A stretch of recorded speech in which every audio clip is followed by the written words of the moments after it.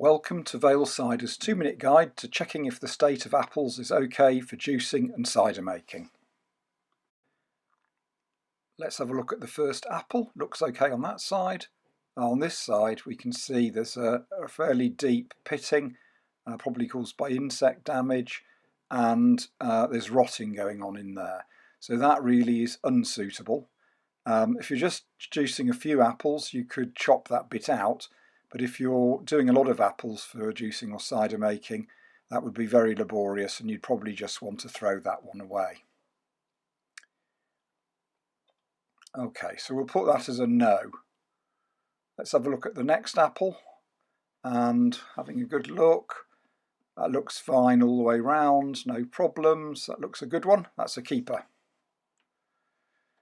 And now the next one, let's have a look. Again, looks okay on that side. Let's pick it up. Okay, turn it over. No, okay. Again, there's pitting, damage, probably pecking, some rot. Again, really that one is going to be unsuitable. So that's going to have to go in the no pile. And now the next apple, having a look. Okay, there are some surface blemishes, nothing too deep.